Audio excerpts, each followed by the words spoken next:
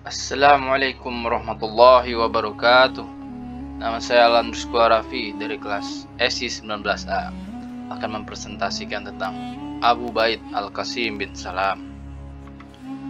Poin pembahasan dalam video kali ini antara lain, yang pertama adalah riwayat hidup, kedua perkenalan tokoh, ketiga corak pemikiran, 4 kitab Al-Amwal, 5 konsep dan teori ekonomi, dan 6 kesimpulan.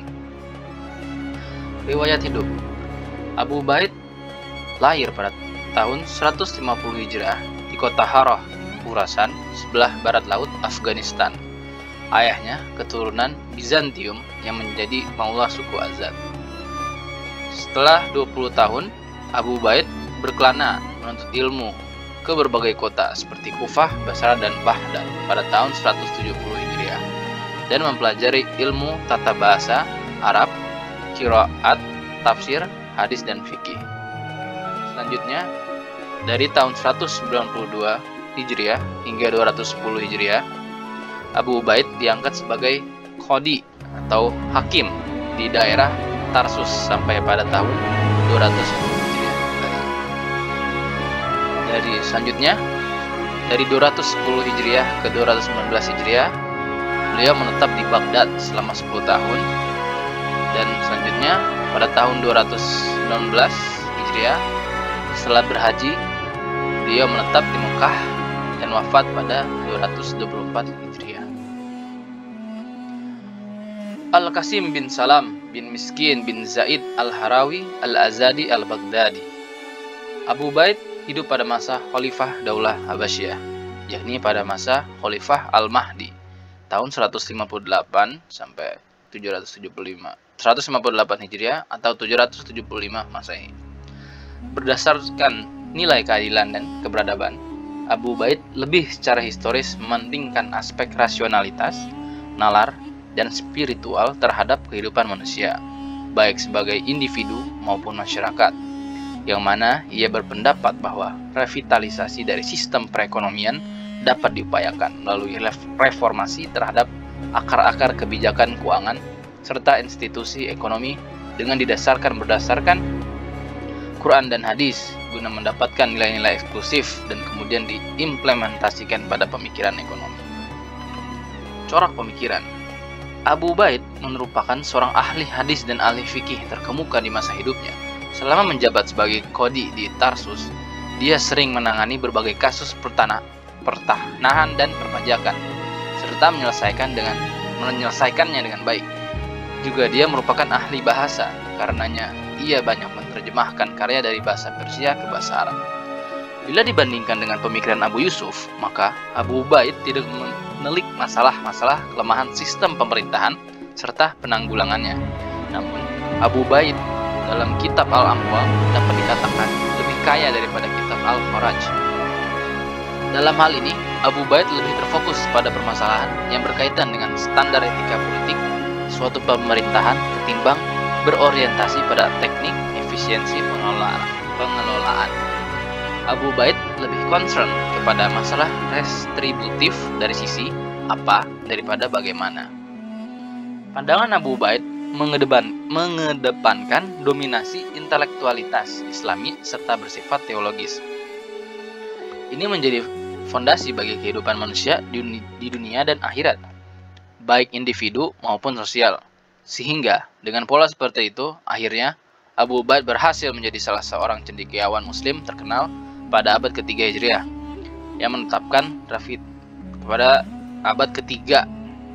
yang menetapkan revitalisasi sistem perekonomian berdasarkan Quran dan hadis yang dilakukan melalui reformasi kebijakan keuangan dan institusinya. Pada dasarnya, ia memiliki pendekatan yang berimbang pada hak-hak individual, publik, dan negara. Jika kepentingan individu berbenturan dengan kepentingan publik, maka ditekankan lebih dahulu kepentingan publik. Sekilas tentang kitab Al-Amwal. Pada bab pendahuluan, Abu Baid secara singkat membahas tentang hak dan kewajiban pemerintah terhadap rakyatnya, serta sebaliknya, dengan penekanan terhadap kebutuhan suatu pemerintah yang adil. Bab pertama membahas tentang jenis pemasukan negara yang dipercayakan kepada pemimpin atas nama rakyat dan berbagai landasan hukum yang sesuai dengan Al-Quran dan hadis. Abu Ubaid menekankan pembahasannya ke dalam pendapatan negara yang menjadi hak Rasulullah, seperti harta fai, bagian humus dan safi, serta pengalokasiannya, baik di masa Rasul itu sendiri maupun sesudahnya. Pada bab 2 dibahas masalah penerimaan fai, di mana menurut Abu Ubaid, harta fai merupakan pendapatan negara yang diambil oleh orang muslim terhadap harta non-muslim yang diambil dengan jalan damai, berasal dari jizyah, kharaj, dan rusuk.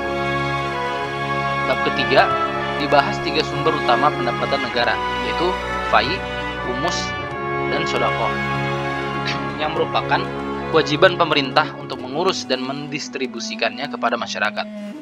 Bab 4 dalam kitab tersebut sesuai dengan perluasan daerah Islam di masa dahulu, maka itu dibahas mengenai pertahanan, administrasi, hukum internasional, dan hukum perang. Pada bab 5 membahas tentang distribusi dan pendapatan fai. Pada bab 6 pada kitab tersebut membahas tentang Iqta Ihya al-Amwal. Sekilas tentang kitab Al-Amwal tadi. Jadi dapat kita tarik suatu kesimpulan bahwa isi bagian dari kitab Al-Amwal tersebut lebih mendalam membahas masalah keuangan publik atau public finance. Secara umum, isi dari kitab Al-Amwal tersebut didominasi oleh hadis Nabi. Kendati demikian, kitab Al-Amwal membahas pilar dan fondasi agar suatu pemerintah sukses dalam menerapkan berbagai kebijakannya. Seperti dalam pemerintahan Khalifah Umar bin Khattab yang berhasil membangun sistem perpajakan, dan Umar ibnu Abdul Aziz yang berhasil dalam memperbaiki dan menata uang sistem perpajakan agar lebih baik. Konsep dan teori ekonomi Abu Ubaid. Yang pertama itu berdasarkan secara filosofi hukum ekonomi, kepemilikan dan kebijakan pertanian, distribusi zakat berbasis kebutuhan, dan fungsi uang. Filosofi hukum ekonomi. Bila kita pelajari isi dari kitab Al-Amwal, maka secara filosofis, hukum akan jelas bahwa Abu Ubaid menekankan keadilan sebagai prinsip utama. Bagi Abu Ubaid, pengimplementasian dari prinsip-prinsip ini akan membawa kepada kesejahteraan ekonomi dan keselarasan sosial. Abu Ubaid menyatakan bahwa zakat tabungan dapat diberikan kepada negara atau pribadi penerima secara langsung. Tapi bagi zakat komoditas harus diberikan kepada pemerintah, dan jika tidak, maka kewajiban agama diasumsikan tidak dilaksanakan. Abu Ubaid juga menekankan bahwa perbendaharaan negara tidak boleh disalahgunakan atau dimanfaatkan untuk kepentingan pribadi. Dengan kata lain, perbendaharaan negara harus digunakan untuk kepentingan publik. Ketika membahas masalah pajak atau kharaj dan jizyah, dia menyinggung tentang pentingnya keseimbangan antara kekuatan finansial penduduk non-muslim dengan kepentingan dari golongan muslim yang berhak menerimanya. Abu Ubaid juga menyatakan bahwa tarif pajak kontraktual tidak dapat ditunaikan, bahkan dapat diturunkan apabila terjadi ketidakmampuan membayarnya. Dalam masalah pemungutan haraj, jizyah, usur, dan zakat, Abu Ubaid tidak memaksa masyarakat agar memenuhi kewajiban finansialnya secara teratur dan seharusnya. Dengan kata lain, Abu Ubaid menghentikan sistem diskriminasi dan eksploitasi serta dan penindasan dalam perpajakan serta upaya penghindaran pajak. Kepemilikan dan kebijakan pertanian. Dalam sistem perekonomian, Abu Ubaid mengakui adanya kepemilikan pribadi dan kepemilikan publik. Dalam hal kepemilikan ini, Abu Ubaid berpendapat bahwa hubungan antara kepemilikan dengan kebijakan perbaikan pertanian merupakan kebijakan pemerintah, seperti deklarasi resmi terhadap kepemilikan individual atas tanah tandus yang disuburkan, sebagai insentif untuk meningkatkan produksi pertanian.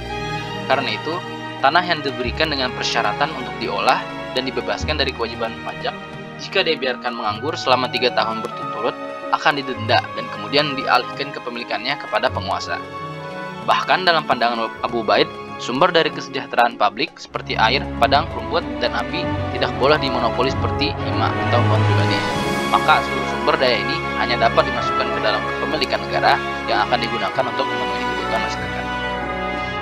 Distribusi zakat berbasis kebutuhan. Abu Ubaid sangat menentang pendapat yang menyatakan bahwa pembagian zakat harus dilakukan secara merata di antara para kelompok penerima zakat dan cenderung menentukan suatu batas tertinggi terhadap bagian perorangan. Namun, bagi Abu Ubaid, yang terpenting adalah memenuhi kebutuhan-kebutuhan dasar, berapapun besarnya, serta bagaimana menyelamatkan orang-orang dari bahaya kelaparan. Oleh sebab itu, pendekatan yang dilakukan oleh Abu Ubaid ini mengindikasikan bahwa ada 3 kelompok sosial ekonomi yang terkait dengan satu zakat. yaitu kalangan kaya yang terkena wajib zakat, kedua kalangan menengah yang tidak terkena wajib zakat tapi juga tidak berhak menerima zakat, kalangan ketiga kalangan penerima zakat. Berkaitan dengan distribusi zakat, Abu Ubaid mengadopsi prinsip mendistribusikan kepada setiap orang menurut kebutuhannya masing-masing. Dan ketika membahas kebijakan penguasa dalam hal jumlah zakat atau pajak yang diberikan kepada pengumpul zakat, pada prinsipnya Abu Ubaid menekankan implementasi prinsip bagi setiap orang sesuai dengan haknya. Karena zakat yang dibagikan kepada pengelola zakat harus sesuai dengan kebijakan imam. Fungsi uang. Abu Ubaid mengakui adanya dua fungsi uang yang tidak memiliki nilai intrinsik sebagai standar dari nilai pertukaran atau standard of exchange value dan sebagai media pertukaran atau medium of exchange. Jelas bahwa pendekatan ini menunjukkan adanya dukungan Abu Ubaid terhadap teori ekonomi mengenai uang logam. Emas dan perak merupakan jenis alat tukar yang pertama kali dipergunakan dalam sistem ekonomi Islam klasik. Pernyataan Abu Ubaid ini menunjukkan bahwa ia mendukung teori konvensional mengenai uang logam. Ia menerusi kepada kegunaan umum dari nilai kedua benda tersebut dibandingkan dengan komoditas yang lainnya. Jika kedua benda tersebut juga digunakan pula sebagai komoditas, maka nilai kedua benda tersebut dapat berubah-ubah pula. Karena dalam hal ini, kedua benda tersebut akan memainkan dua peran yang berbeda, yaitu sebagai barang yang harus dinilai atau sebagai standar nilai terhadap barang-barang lainnya. Maka secara implisit, Abu Ubaid mengakui adanya fungsi uang sebagai penyimpan nilai dari suatu barang. Salah satu ciri khas dari kitab Al-Amwal di antara kitab yang lainnya adalah membahas masalah keuangan publik dengan pembahasan yang elaboratif dan mendalam tentang timbangan dan ukuran yang bisa digunakan dalam menghitung beberapa kewajiban agama yang berhubungan dengan harta. Pemikiran Abu Ubaid menjadi rujukan bagi pengembangan dunia ekonomi modern, bahkan berdasarkan analisa para pemikir ekonomi Islam kontemporer Adam Smith dengan karyanya The Wealth of Nations. Sangat dipengaruhi oleh pemikiran Abu Ubaid yang ada di dalam kitab Al-Amwal, meskipun keduanya hidup dan berkembang dalam masa dan periode yang berbeda. Jadi pada kesimpulannya, Abu Ubaid merupakan salah satu pakar pemikir ekonomi klasik yang mana dia lebih cenderung membicarakan tentang masalah keuangan publik dan implementasinya dalam sebuah sistem ekonomi. Ia lebih menekankan kepada prinsip keadilan yang menjadi prinsip utama dalam melangsungkan pola pemikirannya. Itu. Salah satu karya yang terkemuka Abu Ubaid adalah kitab Al-Amwal, yang mana kitab tersebut pada dasarnya menjelaskan terhadap pelaksanaan distribusi kekayaan secara adil dan merata. Ia juga menawarkan pandangan yang radikal tentang pemberian terhadap seseorang dari para penguasa. Itu diberikan sesuai dengan berapa besarnya pengabdian yang telah diberikan kepada masyarakat itu sendiri. Dan juga Abu Ubaid sangat memperhatikan bahwa dalam pendistribusian suatu harta tidak boleh menguntungkan suatu pihak. Karena itu menurutnya pemerintah harus mengatur harta kekayaan masyarakat agar selalu difungsikan secara baik agar tercapai kemakmuran bagi seluruh komponen masyarakat.